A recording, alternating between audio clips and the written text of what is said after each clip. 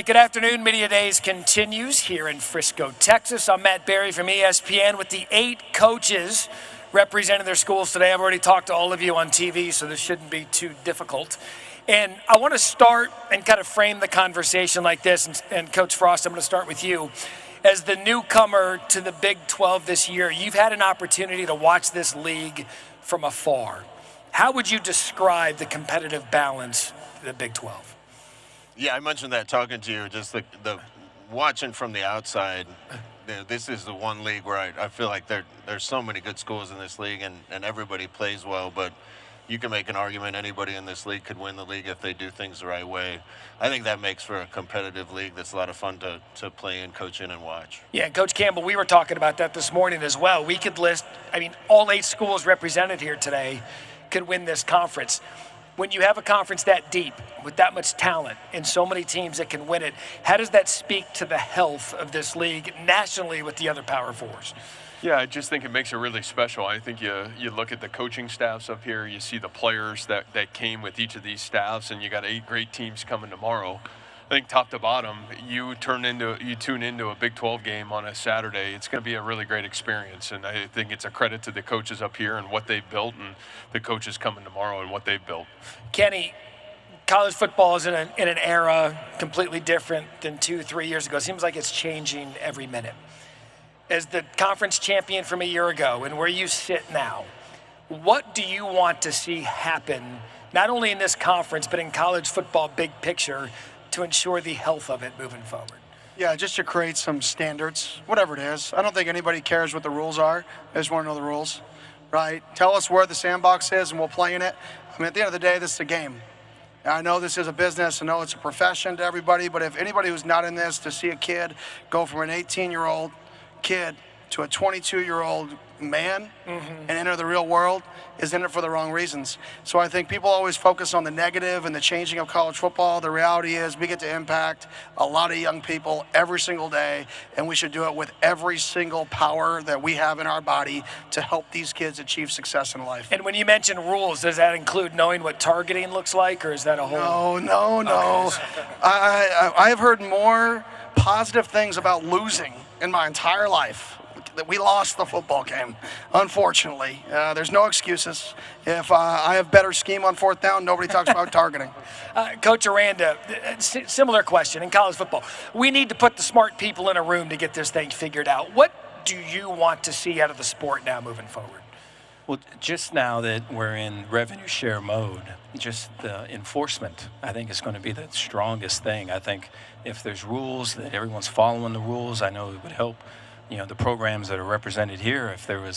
If everyone's playing by those rules, and if there's people that are not, and they're trying to get this advantage or that advantage and try to go around the system, that there's some type of repercussions for that. I think that would be way helpful for us to move the game forward.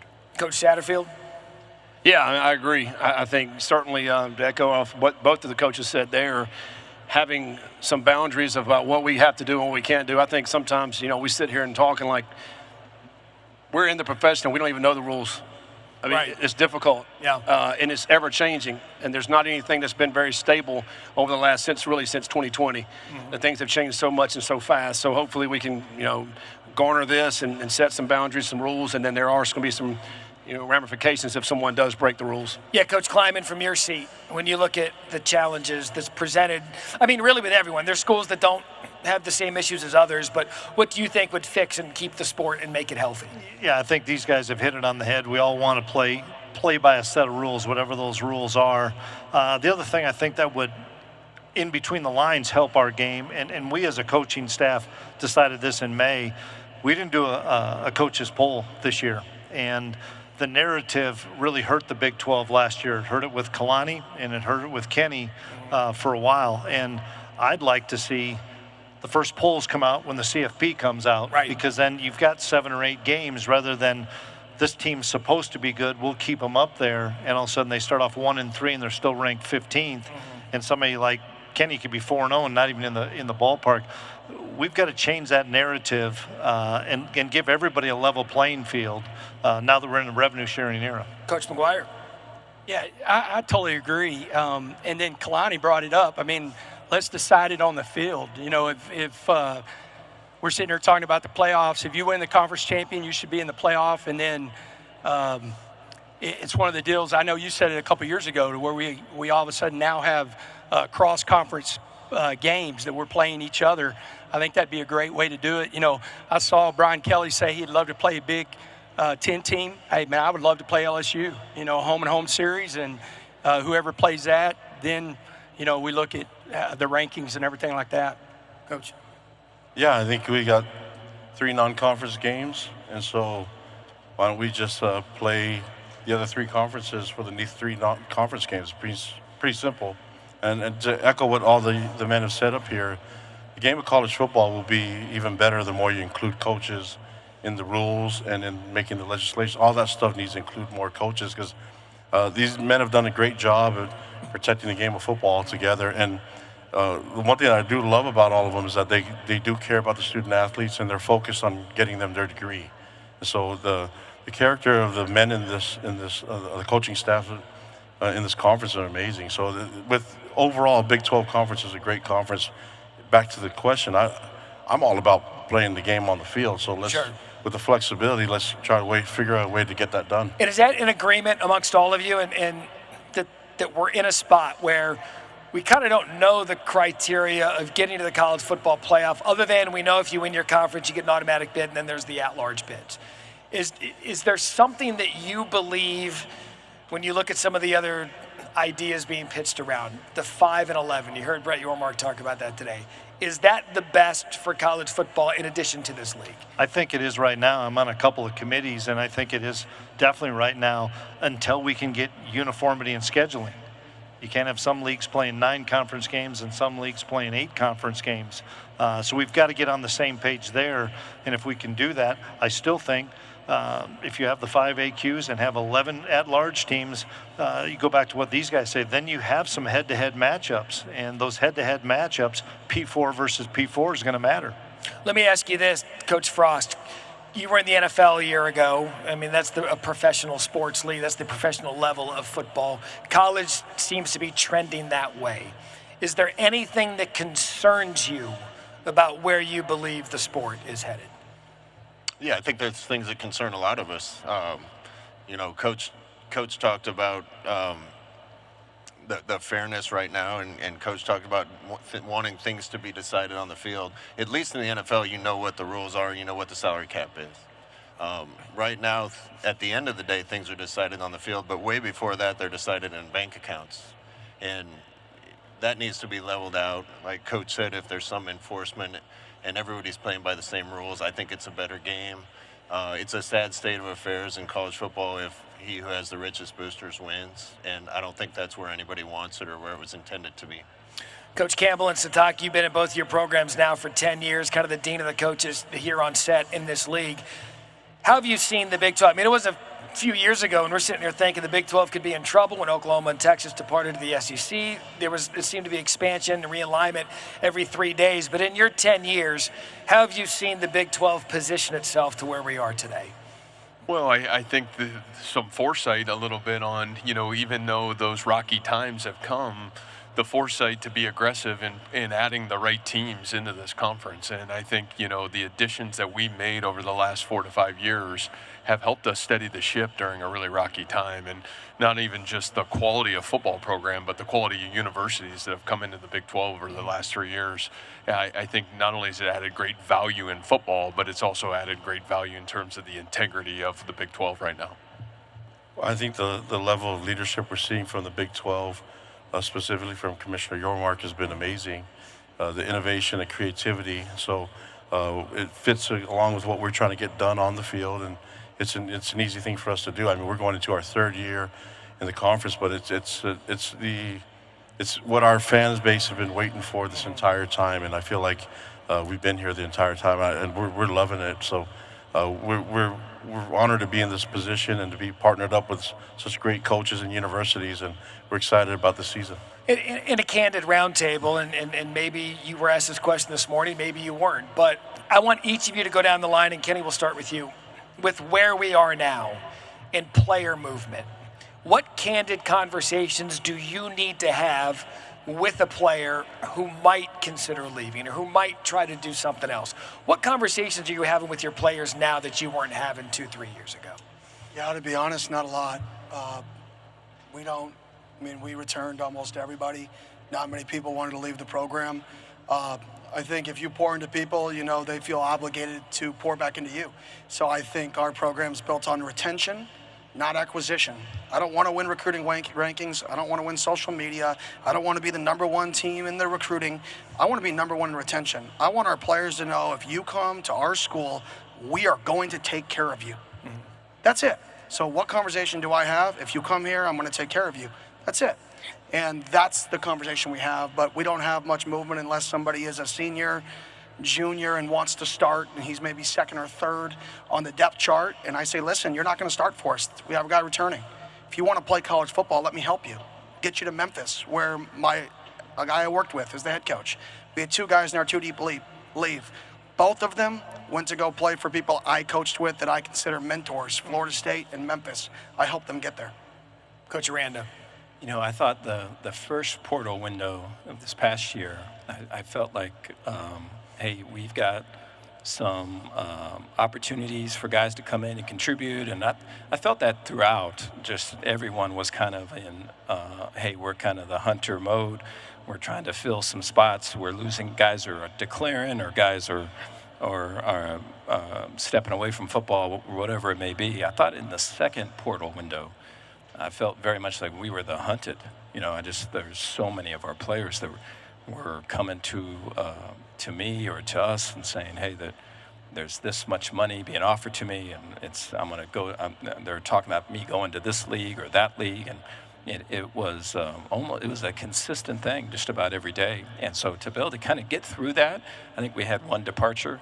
I think speaks to what was just spoke about. I think that you have to have relationships, and it has to be bigger than football, because when the times get tough and the storms come and everyone up here has been through all of that, it's the people are the only thing that are left. Yeah. And they're the only thing that are real. When all that stuff happens, the money that you're making doesn't even enter the equation. And so I think to have it where it's relationships and it's truth telling and it's transparency, and I think the people can feel when it's just transactions that are happening. Coach Frost. I agree with everything they said, but there's a limit to everything. If some other network offered you 4 times as much to go work for them, I'm out. Sorry, ESPN. See ya. Exactly, and that's where if we know what the limit everybody can spend and everybody's working with the same resources, I think you'll see a lot less transferring and a lot less movement, and that'll be good for not just college football, but for the young men themselves. Coach Satterfield.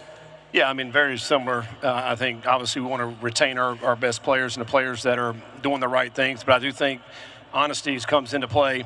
I do think the way you treat your guys, hold them accountable, be disciplined with them, but be honest with them. And, the players that have left are guys that want to start, second, third year guys that want to go play somewhere and start. And I think that's what you want. That's a healthy program in my opinion, but it's mainly taking care of your guys that have done all the things that correctly for your program.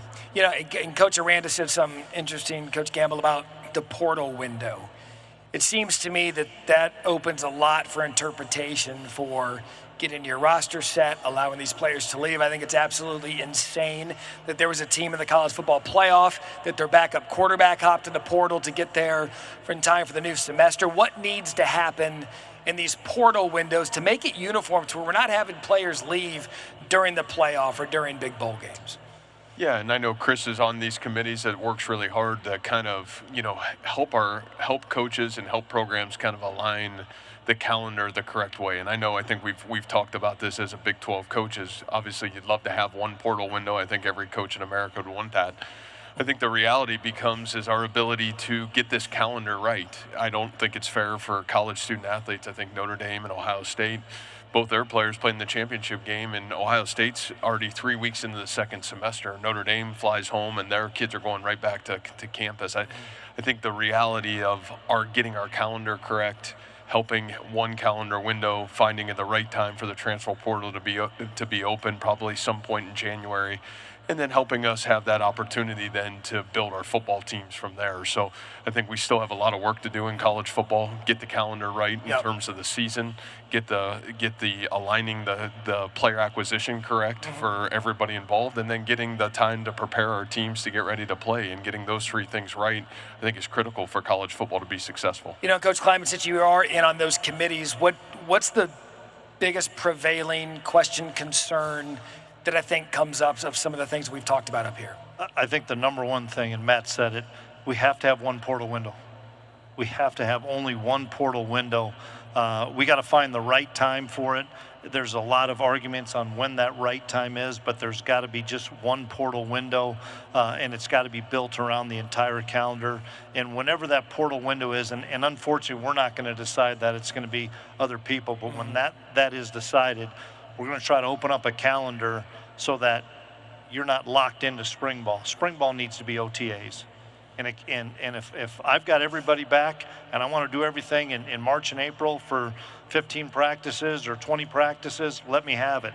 If Joey loses a bunch of guys, he gets all his guys in whenever that portal win is, May or June, and he wants to do those things in June, let them do that. We're all smart enough here. We're not going to go bang heads and go full padded practices in the month of June. But that's something we don't get right now, is on-field practicing of coaching in the summer, and we think it needs to change. And that's something that's part of the portal window. We just need to have more of us coaches involved on these committees. Coach McGuire? Yeah, I totally agree. I mean, I think whenever you start asking, I haven't been in college football as long as these guys have, and you start asking, well, who came up with this rule? And you go, well, you have this one coach on this one subcommittee, and you call him, and he's got one vote, and everything else is administrators or anything like that aren't operating in this daily world that we operate. And so I think that's really important that we have more of a voice. And then with that, again, like somebody asked me today, who knew that the national letter of intent, whenever you sign that, didn't mean anything anymore? Like, we need to have rules that are enforced, but we also need to have real contracts that have teeth in them, to where you can sign a kid and have a multi-year contract and they're feel good about that. Like, there has to be the blanket rules that are enforced. And I think if coaches are more involved in that, then you're going to have something that you can operate, because that's the world that we live in every day. When it's all said and done, they're still amateurs. It's an amateur sport. I know rev share. There's some things that we're doing that it's a professional model, but there's still young people that are growing to become adults. Yeah. And the focus of the development is academic, not just only football. Getting the degree is a key, but also allowing them to develop. And I think sometimes when money enters, they're forced to grow up a lot faster than what they're ready for. Yeah, look, and it's going to be an ongoing conversation, and we need to get the adults in the room that are there day to day to get it fixed, to get the sport we all know and love back to health. I think, you guys done with media? What's next for you? Your breakout sessions? What do you have? You all look thrilled to do it. I can't wait. Gentlemen, thank you for your honesty in the roundtable today. It's been a pleasure talking with each of you on ESPN, and we'll do this again tomorrow with the 8 representing coaches tomorrow afternoon.